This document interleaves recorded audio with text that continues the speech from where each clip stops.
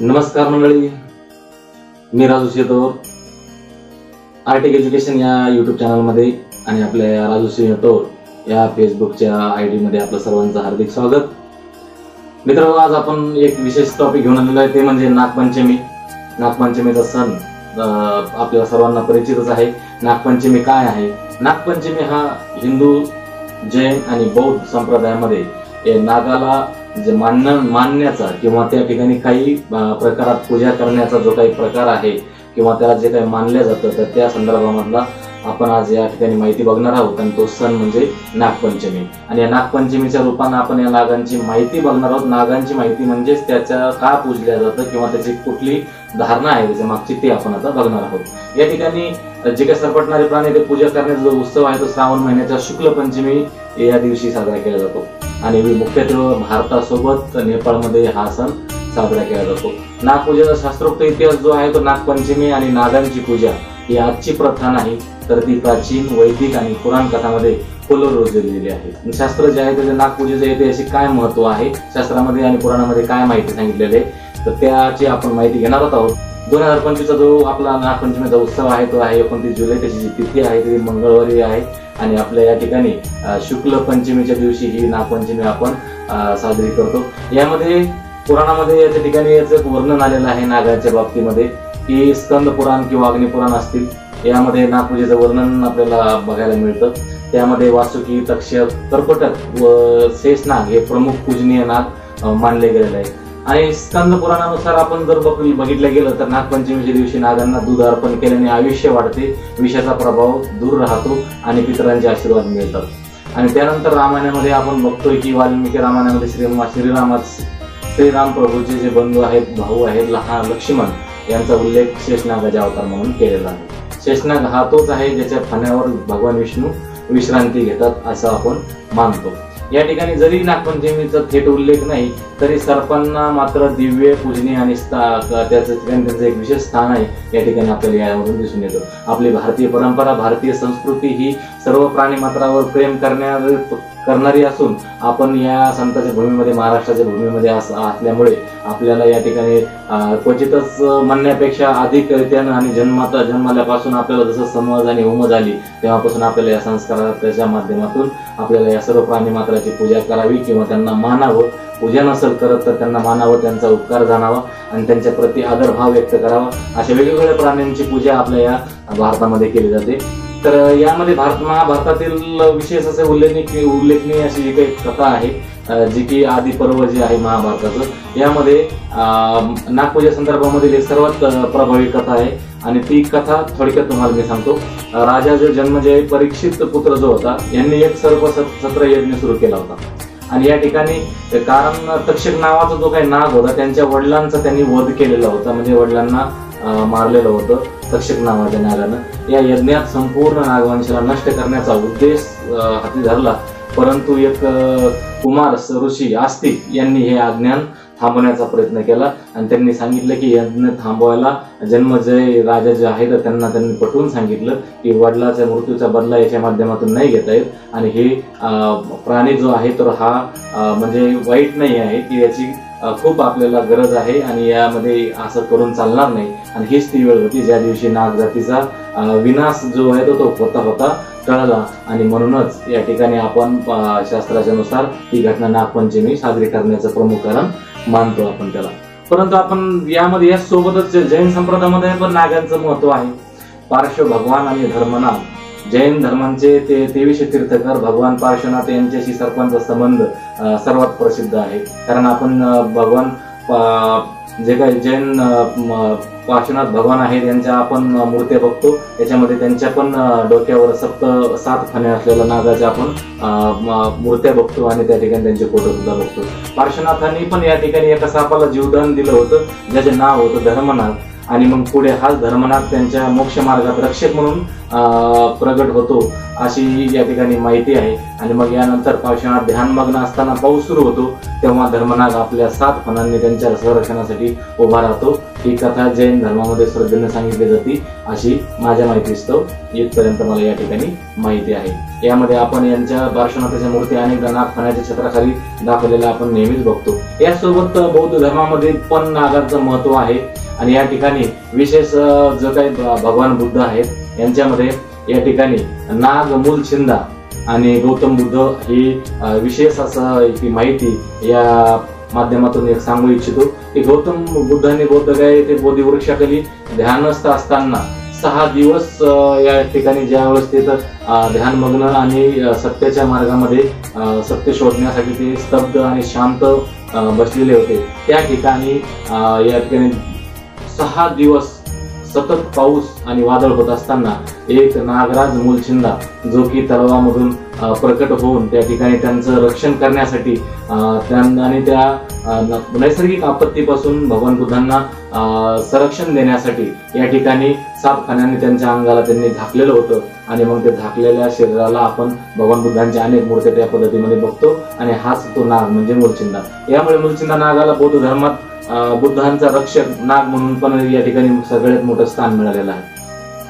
आणि बौद्ध विहारामध्ये विशेषतः थायलंड, म्यानमार आणि कंबोडिया या ठिकाणी आपल्याला मूलछिंदा आणि ध्यानस्थ बुद्धांची मूर्ती ही एकत्र असलेली आपल्याला आढळते।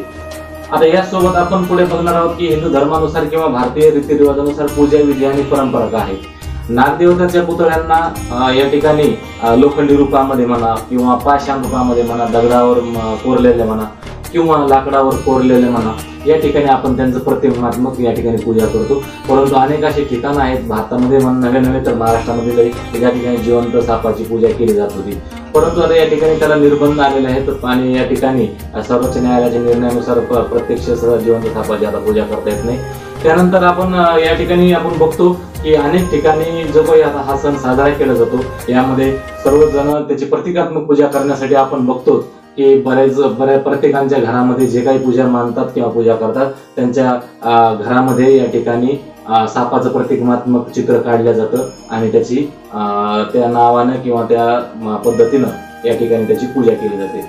आणि मग या ठिकाणी काही ठिकाणी फोटोची सुद्धा पूजा केली जाते। काही राज्यामध्ये थेट सापांना पूजले जाते, परंतु आता ते त्या प्रांतामध्ये जिवंत साप वापरण्यावर बंदी आहे। ज्या पद्धतीने शिवली जे काही कोबरा पूजा करत होते, त्याच्यानंतर आपले जे काही आपला जो शिराळा आहे सांगली जिल्ह्यामध्ये, तर याच्यामध्ये पण जिवंत कोबरा किंवा नागाची पूजा केली जायची। यामध्ये एक विशेष काय उद्देश आहे नागपंचमीचा की उपवास करणे, काही ठिकाणी मंत्रोच्चार पण करतात। नागपंचमीचे मंत्र असतील, अनेक आपण बघतो काल सर्पदोषही असतो त्याचं निवारणाचं जे काही मंत्र आहे, किंवा आपण या श्रावण महिन्यामध्ये विशेषतः महादेवाची पूजा करतो। महादेवाच्या पण आपण गळ्यामध्ये नेहमी नाग बघतो। या ठिकाणी जो काही नागाचं जे काही हालाहाल जे होतं ते म्हणजे श्री शंकरांनी भोलेनाथांनी पचन केलं होतं आणि पिलं होतं, तर त्या ठिकाणी तेव्हापासून त्यांच्या गळ्यामध्ये नाग जो धारण केलेला आपण आख्यायिकेमध्ये किंवा पुराणामध्ये बघतो। व्रत आणि जे काही मुहूर्त आहेत ते या ठिकाणी नागाच्या ज्या पूजा आहेत याला पवित्र मानलं जातं। आता याच्यामधून आपण बघणार आहोत की या नागपंचमीच्या निमित्त नागाच्या बाबतीमध्ये समज आणि गैरसमज माइथ्स अँड मिसकन्सेप्शन्स आपण बघायला पाहिजे। कारण की साप दूध पितो या खात्रीला धरलं जातं, परंतु वस्तुतः सापाची जठर दूध पचवण्यासाठी योग्य नसतं, त्यामुळे साप नैसर्गिक पद्धतीने दूध पिऊच शकत नाही आणि ते पिणार नाही। परंतु आपल्यामध्ये आपण फक्त ऐकत आलो त्याला मानत गेलो, पण याला विज्ञानामध्ये कुठलंही सत्य आणि तथ्य नाहीये, त्यामुळे साप कधी दूध पित नाही। प्रत्येक नागपूजा करतेवेळी थेट सापांना स्पर्श करावा हे सर्वत्र आवश्यक नसते। अनेक ठिकाणी नागपूजाचे जे पुतळे आहेत त्याच्या चित्रांना सुद्धा किंवा पुतळ्यांना सुद्धा किंवा प्रतिकात्मक रेखाटून केलेले जे काही चित्र आहे त्याच्यावर सुद्धा आपण सापाची पूजा करतो। आणि या ठिकाणी आपण नंतर आपण या बघतो की नागपूजा आणि अंधश्रद्धा आहे का। प्रत्यक्षात आपण अंधश्रद्धा बाळगायची नाही, कारण काय आहे की आपण प्रमाणामध्ये आपण काही गोष्टी करत असतो किंवा आपण ऐकून करत असतो, परंतु या ठिकाणी नागपूजामध्ये अंधश्रद्धा म्हणण्यापेक्षा प्रत्यक्षात ती पर्यावरणीय संतुलन आहे। तो कृषीचं रक्षक आहे, शेतीचं रक्षक करणारा प्राणी आहे आणि या सापांना हानी होऊ नये म्हणून आदर व्यक्त करण्याची प्राचीन परंपरा आपण या नागपंचमीला समजूया। या ठिकाणी सर्पपूजेने विषयाचा त्रास नाहीसा होतो। पूजा करण्याचे उद्दिष्ट सद्भावना, सुरक्षा भाव जागृत करणे आहे। पूजा करण्याने विष नष्ट होते असं नाही, याकरता संरक्षणासाठी मनोबल वाढतो आणि या ठिकाणी कुठल्याही पूजेनं सापाचं विष या ठिकाणी आपण त्याला नष्ट करू शकत नाही। आपल्याला विज्ञानाचाच मार्ग पत्करावा लागतो आणि या ठिकाणी जे काही आपण साप चावल्यानंतर त्याचं अँटीटॉक्सिन जे बनवलं जातं, प्रतिविष जे बनवलं जातं, ते सापापासूनच ज्या पद्धतीनं बनतं तर त्याला त्याच उपचारानं आपण त्याला थांबवू शकतो। मंत्रोपचारानेही आपण ते विष थांबवू शकत नाही। नागपंचमीचे आधुनिक जे काही संदर्भ आहेत तर आपण आता नव्या पिढीमध्ये आहोत, नव्या युगामध्ये आहोत, विज्ञानाच्या युगामध्ये आहोत। सर्प हे कृषी पर्यावरणात हानिकारक नसून या ठिकाणी शेतीला हानिकारक कीटक नियंत्रण करण्यासाठी महत्वपूर्ण आपल्याला मदत करतात। उत्सव हा त्या संतुलनाची आठवण आहे, संरक्षणाचा संदेश देतो। विविध भागात नागपंचमीचा जो काही विविध रंगात साजरी करतो, पश्चिम बंगालमध्ये जेणेकरून त्यानंतर महाराष्ट्र, कर्नाटक इत्यादी वेगवेगळ्या पद्धतीने आपल्याला या ठिकाणी नागपंचमीची पूजा केलेली दिसते। त्यानंतर आपण बघू शकतो की पर्यावरण आणि जीवाच्या संरक्षणासाठी विशेषतः थेट साप संपर्कात आणणारी पद्धती जसे की कोबरा पूजा आदी अनेक ठिकाणी प्रत्यक्ष जे काही पूजा करत त्याला आता निर्बंध आलेले आहेत। निष्कर्ष काय समजायचा आपण याच्यामधून की समज गैरसमज नागपंचमीची ही अंधश्रद्धा नाही तर निसर्ग, पर्यावरण आणि सांस्कृतिक जतन करण्याची परंपरा आहे। खरं तर साप नैसर्गिक रूपात दूध पित नाही पण पूजा करणारे दूध अर्पण करतात, ही त्याची श्रद्धा आहे। थेट साप स्पर्शाशिवाय पूजा चांगल्या पद्धतीने आपण करू शकतो आणि त्या ठिकाणी जैव सुरक्षेसाठी आपण बघतोच की थेट सापावर आता पूजा करण्यावर बंदी आहे। या ठिकाणी आपण अनेक ठिकाणी आपण वेगवेगळ्या पद्धतीने पण ही पूजा साजरी केली जाते किंवा अनेक राज्यामध्ये अनेक तऱ्हेनं वेगवेगळ्या तऱ्हेनं त्या ठिकाणी नागपंचमी मनवली जाते। महाराष्ट्रातील नागपंचमीची परंपरा तर तुम्हाला माहिती आहे, यामध्ये ज्या पद्धतीनं 32 शिराळा जे सांगली जिल्ह्यामध्ये येतो प्रत्यक्ष जिवंत नागाचा तो त्या ठिकाणी पूजा करतात आणि मग त्या ठिकाणी त्यांना दूध फळ देऊन परत जंगलात सोडलं जातं। अलीकडच्या काळात कोर्टानं जिवंत नाग सादरीकरणावर किंवा पूजा करण्यावर बंदी घातल्यामुळे ते आता त्या ठिकाणी प्रतिकात्मक चित्रच वापरलं जातं।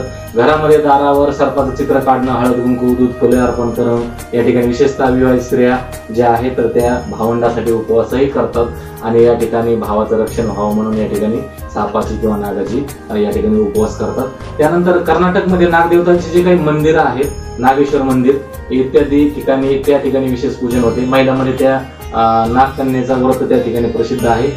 नाग नमस्कार नावाचा जो विधी आहे तो त्या ठिकाणी केला जातो आणि नागमंत्राने अभिषेक त्या ठिकाणी करतात। त्यानंतर आंध्र प्रदेश आणि तेलंगणामध्ये पण नागुला चौथी म्हणूनच या ठिकाणी तेलुगू कॅलेंडरनुसार त्या ठिकाणी त्या सणाला महत्व आहे। नाग मूर्तींना दूध आणि तांदळाच्या लाह्या अर्पण केल्या जातात, आपल्याकडेही या पद्धतीने केल्या जातात आणि घराबाहेर रांगोळी काढून या ठिकाणी आपण घरामध्ये प्रतिकात्मक त्याची पूजा पण करतो। उत्तर भारतामध्ये जे काही उत्तर प्रदेश असतील, बिहार असेल, ज्या काही नागाच्या पीठाच्या प्रतिमा तयार करून त्यांना पूजा केली जाते। नागदेवतेस दूध, साखर, अक्षता अर्पण केले जाते। स्त्रिया उपवास करून पतीसाठी दीर्घ आयुष्यासाठी या ठिकाणी प्रार्थना करतात। अनेक राज्यामध्ये अनेक परंपरा आहेत, अनेक इच्छा आहे, अनेक आकांक्षा आहे। पश्चिम बंगालमध्ये बी इथे नागदेवतेची म्हणजेच नागाची पण जी काही नागपंचमी आहे तर मनसा देवीची पूजा केली जाते। मनसा देवी सर्पाची देवी मानली जाते आणि त्या ठिकाणी गावकऱ्यामध्ये मोठ्या प्रमाणात कीर्तन पूजा आणि देवीची गाणी म्हणण्याची त्या ठिकाणी परंपरा आहे। यामध्ये नेपाळ जे आहे तर आपल्या बाजूचं जे काही छोटस देश आहे आपल्या भारताच्या शेजारी, त्या ठिकाणी पण नागपूजा मंदिरामध्ये भव्य स्वरूपात त्या ठिकाणी केली जाते। विशेषतः काठमांडू आणि भक्तपूरमध्ये यामध्ये नागाची शिलालेख आढळतात, त्या ठिकाणी फलक आणि दगडी प्रतिमांना त्या ठिकाणी पण पूजन केलं जातं। नाग आणि मानव यांच्यातील सौहार्दाचं प्रतीक मानलं जातं। आता आपल्या जालना जिल्ह्यामध्ये जे काही प्रसिद्ध नाग मंदिर आहे तर त्याच्यापैकी राजूरला जालना तालुक्यामध्ये नागोबा मंदिर आहे, तर त्या ठिकाणी श्रावणामध्ये मोठा उत्सव होतो। जी काही मूर्ती आहे बदनापूरला त्या ठिकाणी नागपंचमीचं ग्राम पूजा केली जाते। त्यानंतर गुडदगाव आहे, पिंपळगाव रेणुकाई आहे, तळेगाव देशमुख आहे, यानंतर या ठिकाणी स्थानिक स्तरावर नागपूजा होते। तसेच आपण मी आता नुकतंच बघितलेलं भैरवनाथ मंदिर आहे पारडगाव तालुका घनसावंगी येथे, तेथील मंदिरामध्ये सुद्धा दगडी पुरातनकालीन दगडावर कोरलेल्या नागाची त्या ठिकाणी आपण प्रतिकात्मक मूर्ती आपल्याला बघायला भेटते।